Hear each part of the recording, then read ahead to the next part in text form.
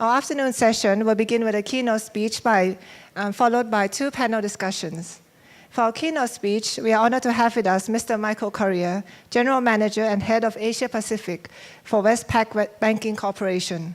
Please join me in welcoming Mr. Michael Correa to the stage.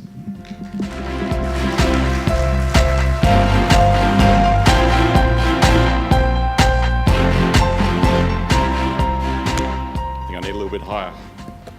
Good afternoon. I would first like to express my gratitude towards the following organisations that have made today possible.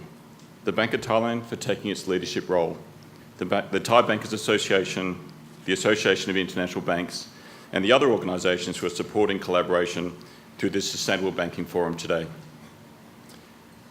I'm delighted to be back here in Bangkok as part of my new role as a General Manager of Asia Pacific for Westpac Banking Corporation. I'm incredibly humbled to be speaking here today to talk to you about a topic that I'm incredibly passionate about. Like many of you here today, I am a parent, and one of the things that motivates me the most is ensuring that my girls grow up in a world where they can live in cities without congestion, see blue sky, and breathe fresh air. And my message to you today reflects that of Dr. Verify Santiprabhu. His opening remarks, "The world wins, we all win." I believe we are at a real tipping point. 27 years ago, when Westpac launched its first environmental policy, we stood alone as a bold first mover. Now, sustainability is top of mind everywhere, from east to west, from the World Economic Forum in Davos, to the IMF in Washington, to the 19th Party People Congress in Beijing, and of course here in Thailand, as we're seeing here today. It's become one of our defining features of our time, along the Asian century, rapid urbanisation, and the fast-growing evolution technology and digitisation. We are seeing demand for sustainability driven by our customers, our people and our communities. So today I'm delighted to share my thoughts with you on 4 key themes. Firstly, our role and the world's role. Secondly, Westpac's journey and the high-level approach that we have taken. Thirdly, the current state of sustainability in Asia. And lastly, challenges, the challenges we see and the future outlook. So what is sustainability? And what does it have to do with us? The original definition of sustainable development, published by the United Nations 30 years ago, was defined as development that meets the needs of the present generation without compromising the ability of the future generation to meet its own needs. Now let's think about that.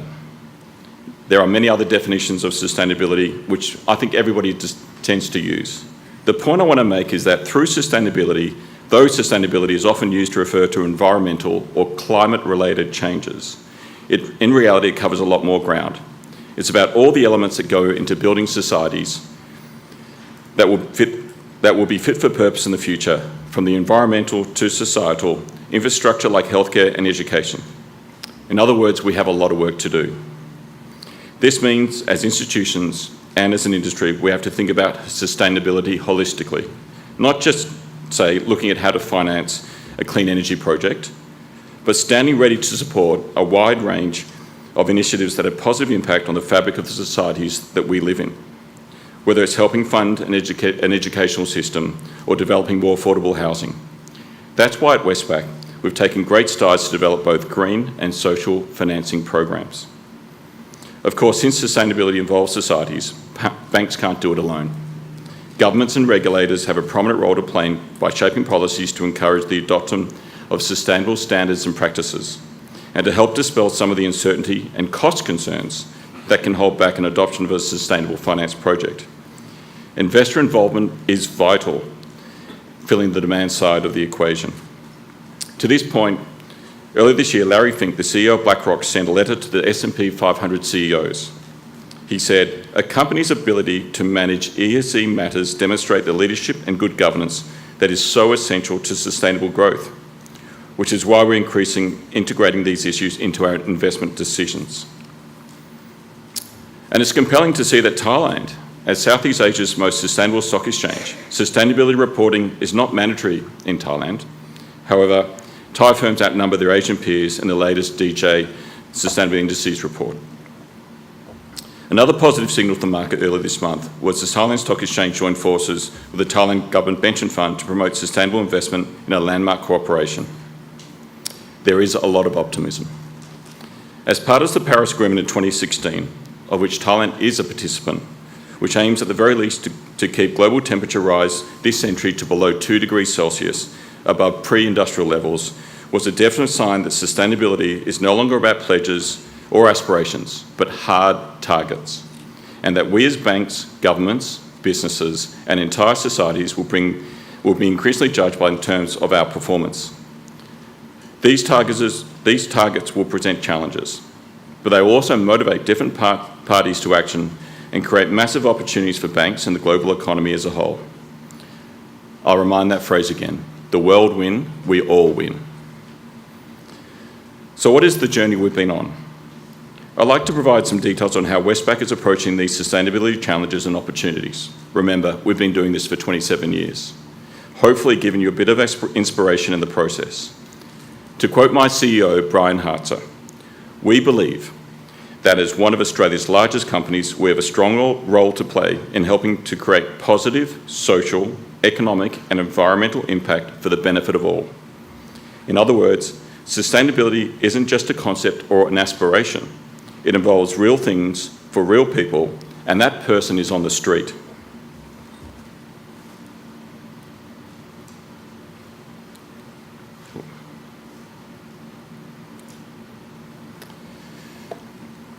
It is our vision at Westpac to be one of the world's great service providers, helping our customers, our communities, and people grow and prosper. We are very proud of our successes, to be ranked as the world's most sustainable bank in the Dow Jones Sustainability Index 10 times. We're currently number 2 and Australia's most sustainable bank. Our sustainability approach is underpinned by the 17 UN Sustainable Development Goals, as you can see up here. And some of the exciting news that I want to share with you is that in September, Westpac, through its Singapore office, will be hosting the United Nations Finance Initiative Working Group meeting, together with 27 other global banks from 5 continents, representing $16 trillion in assets. This meeting will be used to draft new principles to set the global benchmark for responsible and sustainable banking. These principles will be announced in November by our CEO, Mr. Brian Hartzer, together with 27 other bank CEOs, and will be a valuable tool for all of us in terms of how do we continue this journey. As a key pillar of our society, banks play a vital role as financial intermediaries in enabling economic activity. We're also increasingly being called upon to meet growing sustainability challenges and demands. A key milestone in our journey was our 200th birthday last year, when Westpac relaunched its leading climate change strategy. As part of our commitment to helping limit global warming to less than 2 degrees, our leadership role in this is helping shape Australia's transition. Our climate change targets are not arbitrary.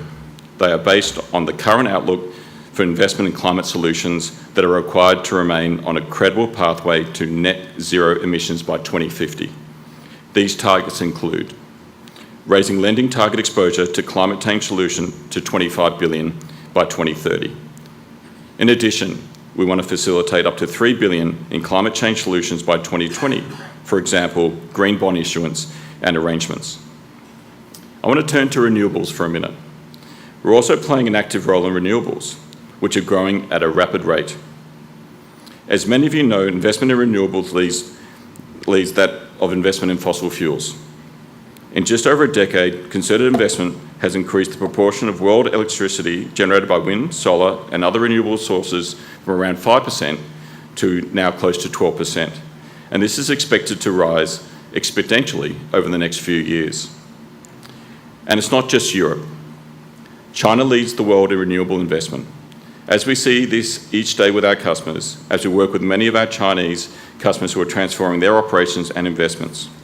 For example, we've supported a leading Chinese renewable company and 2 of China's leading power producers on their solar, wind and projects in Australia.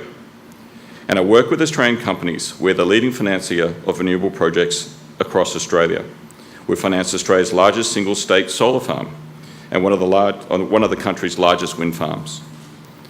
We've helped one of our leading universities become Australia's first carbon neutral university through solar power at one of its campuses.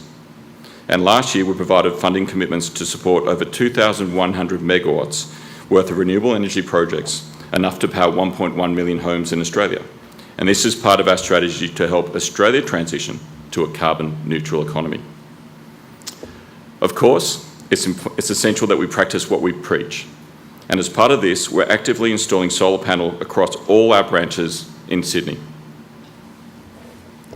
I want to turn to another issue outside of climate called, and what we say is our social responsibility in diversity and inclusion. At Westpac, it is also about our people as much as it is about the environment. Inclusion is a strategic imperative. Why, may you ask? Because it enables our vision through connecting with our diverse customer base and engaging with our diverse communities, so no community or person is left behind. And again, we're proud of our leading achievements in this space.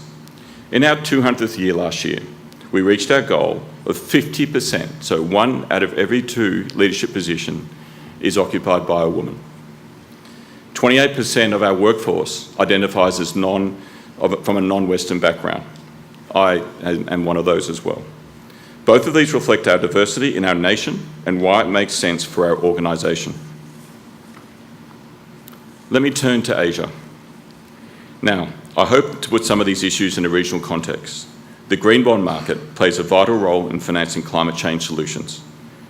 Previously, I was head of capital markets for Westpac based in Sydney, and I've spent a lot of time looking at green bonds and financing opportunities that come through our balance sheet.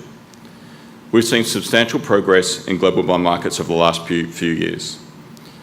There are over $900 billion of climate-aligned bonds outstanding at the moment. Green bond issuance has surpassed $285 billion, with over 20 dedicated funds set up globally, and up to $1 trillion is expected by 2020. Asia has played a significant role so far. Last year alone, China was the second largest issuer of green bonds across the globe, and issuance from India doubled. It's encouraging to see Thai Military Bank recently issue the first green bond in Thailand, which will help set up a fund for renewable projects. Importantly, this rise in issuance is aligned with regional investor demands. A recent poll in this region found that 90% of issuers and 73% of investors considered sustainable issues in their organisations. There is growing interest in social bonds as well. In fact, around a quarter of investors said they have a dedicated ESG mandate, and up to 40% plan to implement one of the next in the next couple of years. From our point of view, the implications are clear. Sustainability finance isn't a nice to have or a CSR exercise. Banks have to be actively involved in the market to remain competitive. We've certainly made green bonds a priority. We bought the first green bond to Australia in 2014 when we arranged the World Bank's Kangaroo Green Bond. Since then, we've issued 4 green bonds as a bank, in Aussie dollars, in US dollars, and in euro, and arranged 2 social benefit bonds. Importantly, we continue to have strong relationships with a wide range of dedicated green and ESG investors globally. On the social front, we've taken a leading role in social and affordable housing, leading $1.34 billion lending to this sector. We've also partnered with charities and governments in Australia to finance initiatives supporting young people at risk of homelessness and at-risk families through a social benefit bond vehicle. So moving away from bonds and to take a look at the green loan market. This market, by definition, most certainly trails the green bond market. In 2017, we saw deals in Europe, and 2018, we saw some deals into Asia. Whilst not at a level of green bonds, we're encouraged, and with the introduction of the green loan principles this year, we can expect to see this market boom. So what are our challenges, and what is our future outlook? For all the incredible progress that's been made around sustainability issues in recent years, it's important to keep things in perspective. The entire green market makes up less than 1% of the global bond market on issue. And according to the Global Sustainability Investment Alliance, just 0.8% of the assets managed in Asia are being managed under sustainable investment strategies compared to 50% in Europe. So this isn't a transition that will happen overnight.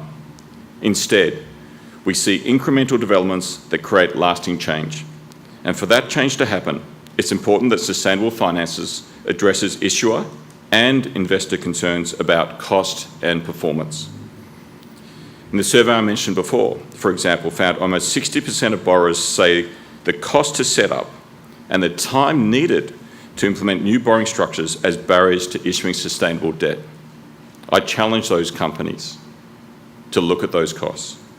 Despite the fact that it's not always clear, sustainable bonds will come at a price advantage.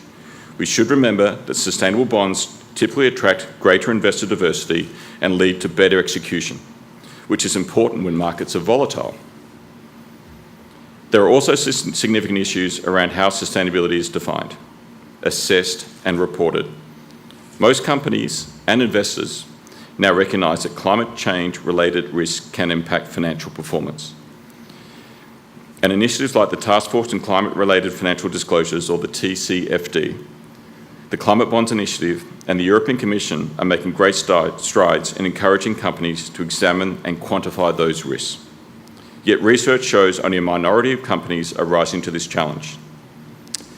To take an example close to home, a survey by Alaya Consulting in Hong Kong found that only 17% of the city's large listed companies were disclosing data on all key environmental performance indicators recommended by the stock exchange.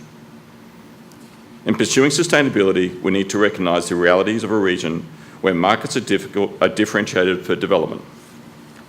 For countries trying to take care of basic infrastructure needs, it won't always be possible to immediately grasp the most sustainable solution. And progress may come in the form of compromise. Looking at energy, for example, by most estimates, coal will continue to be the most important energy source in Asia for decades to come. We can't ignore that fact. Rather than expecting countries to abandon coal altogether, it may become more realistic to encourage adoption of cleaner, more energy-efficient approaches to coal-based energy production. I'm sure that's a very, debated issue for many of us. So, in closing, again, there's no shortage of difficulties to confront, but there's absolutely no doubt in my mind that we've reached a tipping point. And if there's something, or there's one thing in the past few years have shown us, is that change will be very fast and more extensive than any of us expect. Just like we've experienced with digital technology. We've all seen our daily lives and how they've transformed with technology.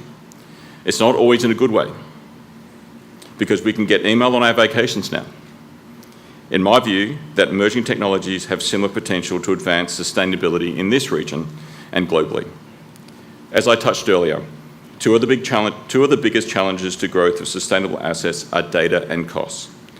Technology can be a game changer in terms of collecting, analysing, and looking at data across the spectrum of ESG issues. And data will make access more transparent. Digital solutions have already been successful in bringing financial and other services to people or regions where they have not been available previously. These could play a similar part in extending access to sustainable investment opportunities or involving or enabling innovative financial models for green or social projects. At the same time, we should never lose sight of the fact that ultimately sustainability is about people and securing a better future for all of us. This starts with us as individuals championing sustainability in our organisations. We, as one individual, can make a change. As banks, we have an obligation to our employees, our shareholders, our regulators, and the broader community to respond to the growing call for more sustainable approach to our financial services. As I hope, and I've made it clear today, and the Westpac experience has clearly demonstrated, beyond the feel-good factor and reputational advantages, there is a clear business case for making sustainability a core part of your corporate strategy. Not an occasional consideration, but a factor that's woven through everything that a bank does. Fortunately, I know Westpac and the other prominent institutions gathered here are doing just that. And the fact that we've come together for this incredibly important event today, where sustainability is the top line agenda, my thanks to all of you and for your kind attention. Thank you very much. Thank you very much, Mr. Michael Correa. I think we have a few minutes left for questions. We have around 10 minutes. Do we have any questions from the floor? If you have a question, please raise your hand. and our staff will bring you the microphones. We have one question at the back. Could our staff please hand over the microphone? Thank you, Michael, for that. I was just wondering if you would mind maybe walking through a controversial project in Asia, in Australia, which is the Adani corporate project, and Westpac's thinking about not investing in that particular project. Thank you. Thank you for the question. The Adani project, and it's not just the Adani project, but more broadly around the financing of, let's call it dirty coal. And Westpac's approach, I think, is no different from a number of banks' approach to coal, is we're not walking away from coal as a financier. We recognise that the role of coal in energy solutions is a critical one. With the Adani project has a much lower grade of coal in what it's trying to produce. And just for background, the Adani project is predominantly for export to the Indian market. So it's not used for domestic production. And the view that we took is because of the nature of the project and the calorific elements that go with that, we decided not to proceed with financing, or we have limited access to the Adani Group in terms of how we finance that project. So that's the reason why we've taken the position we've had. But can I just step back a second and think a little bit about coal, because it's all well and good to say I won't finance a certain asset, or I won't do something on a certain way.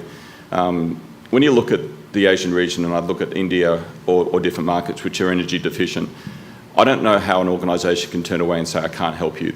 And I don't think that's an outcome that any of us want to present. And I do think it can be slightly, from a developed world perspective, kind of slightly hypocritical to say we've had centuries of developing technologies and developing opportunities to turn around now and say we won't use coal. And I think the natural owner of coal assets has shifted from west to east. So the question is really how you then support that transition and what you want to be doing around a portfolio of activities that includes maybe elements of coal which you're happy with, which creates the right outcome, which is the technology, versus maybe developing more and encouraging more around renewables. So I think that's quite a critical consideration to make around, especially the Adani project. Okay, we have one more question?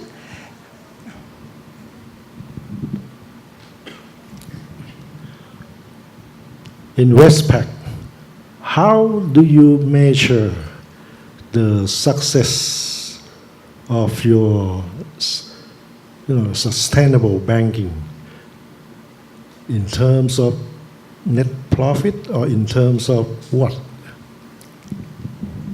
Sure. Again, thank you for the question. Every project we look at it has the same commercial lens or the same risk lens that we look for with regard to whether it be a climate-driven project or a non-climate-driven project. So fundamentally, our shareholders haven't given us a mandate to go out and lend just purely from a climate-driven perspective. I haven't put up there, but we set ourselves some targets. So we've said 30 billion of climate change lending by 2030. And we've said 3 billion of green bond financing. So we've set ourselves targets to reach. In the sense the targets are not arbitrary, they're also not easy. So we've set ourselves a goal to be able to produce or develop outcomes for our customers. So they have to be commercial, but we're targeting an output. So that's the way we've said to our shareholder. And you can see that in our public statement. So we actually do then transparently publish those results year in, year out, every half year in terms of where we are. So I recognise that there is a fine balance between what is the commercial outcome and what is society outcome. We feel we can achieve both. Okay, thank you very much, Mr. Michael Correa, for sharing with us Westpac's experience on sustainable banking. Please join me giving a round of applause to Mr. Michael Correa.